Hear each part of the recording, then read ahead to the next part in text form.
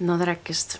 Ma panin paar nädalat tagasi üles esimese osa videoseeriast meie reisist Filipiinidele. See oli siis minu sünnipäevareis aastal 2024 ja täna ma siis üritan siin editida seda teist osa. Ma naiivselt mõtlesin selle reisi jooksul, et mis seal siis on, et ma lihtsalt filmin klippe ja küll ma siis kodus pärast teen voice-overi ja ma olen nüüd hädas selle voice-overi tegemisega, sellepärast et ma ei mäleta sellest reisist enam väga midagi. Ma ei tea täpselt, kus, mida toimus, ehk siis ma põhimõtteliselt õpin along the way ja see on väga keeruline, nii et note to myself, et järgmine kord ma ei teeks omale sellist käkki.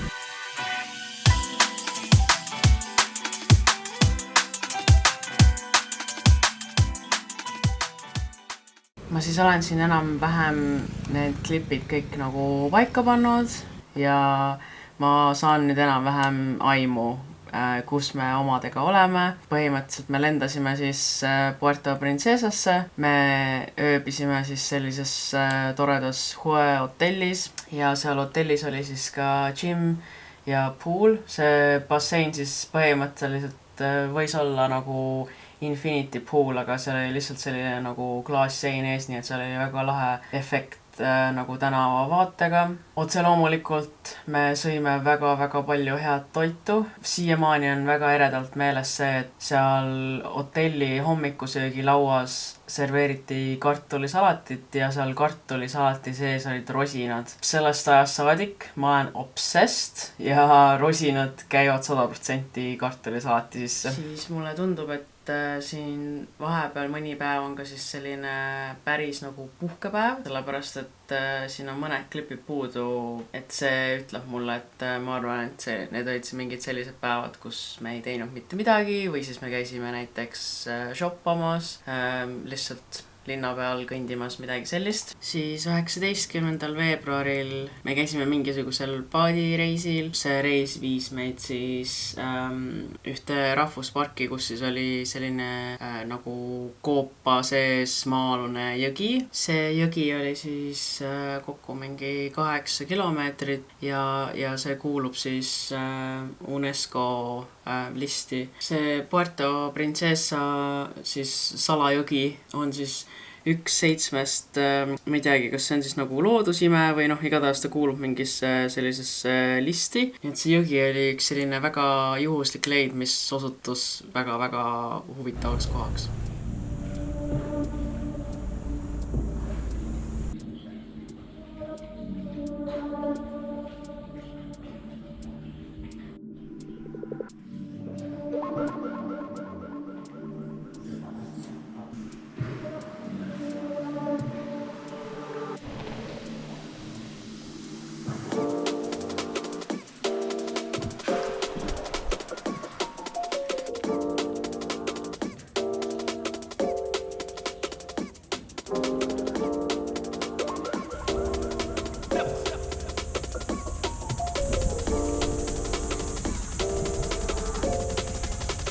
Ja ega ma tegelikult räägin nii, nagu ma mäletaks kõike ülihästi, aga ma otsisin kohe Get Your Guide kodulehelt välja selle tuuri, mis siis sisaldas ka endas zipline'i ja siis sai seal ühte beach'i külastada.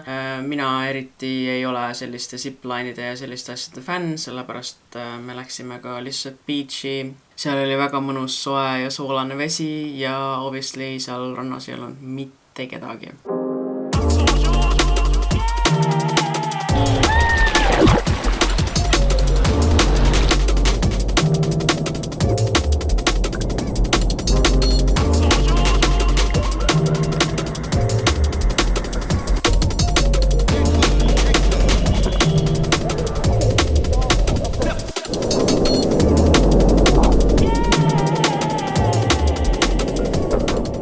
siis sama päeva õhtul me käisime ka siis mingisuguses liblikaaias ja seal oli siis ka selline Filipiinide kohalik vanaaegne küla, seal olid ka kohalikud inimesed, kes siis rääkisid oma traditsioonidest ja mängisid muusikat.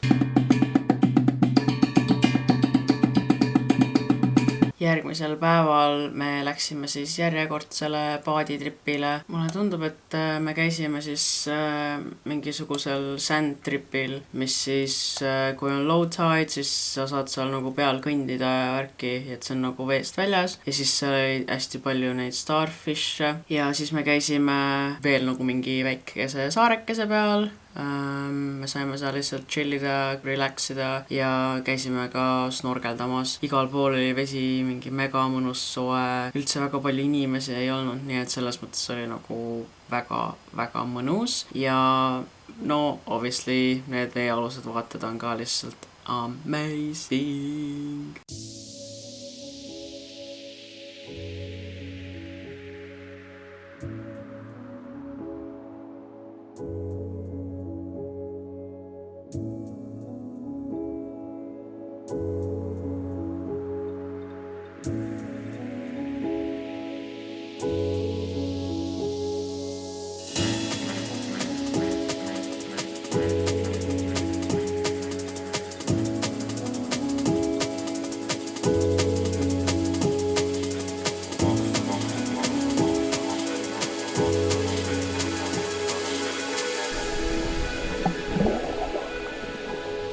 Bad thoughts, I'll shake 'em off me.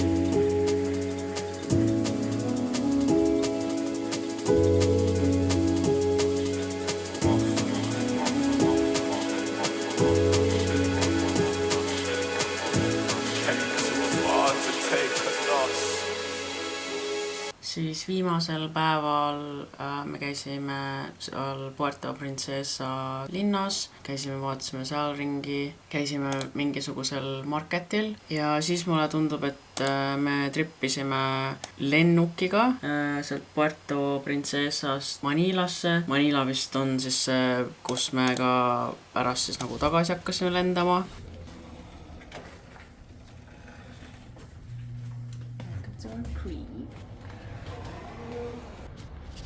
Pean panema selle 0,6 peale. Wow.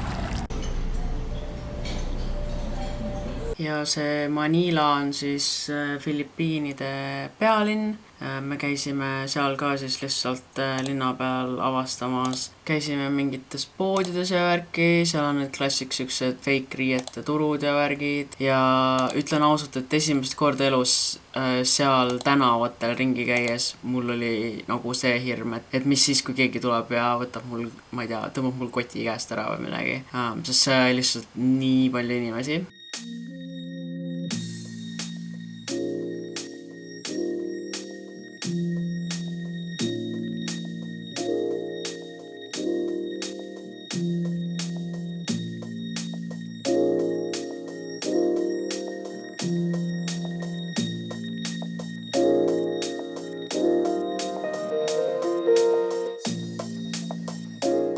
Ja siis koju me lendasime läbi Singapuri. Meil oli siis ka Singapuris üks ööbimine bookitud, sellepärast et meil oli öine stopover ja me oleme juba sellest east väljas, et me lennujaamas seda veedaksime ja see oli vist suht pikk ka, nii et kõige lihtsam oli lennujaamast välja minna, leida omale normaalne ööbimine ja korralikult välja puhata enne siis veel lendu tagasi Perthi.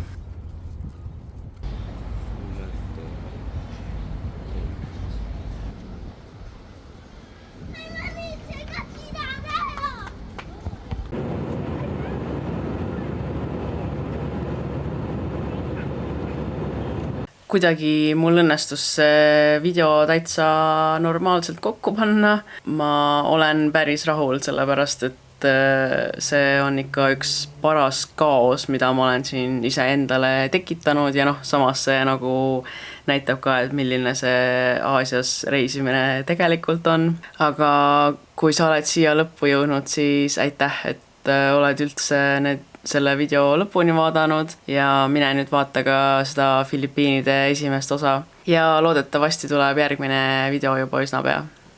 Bye!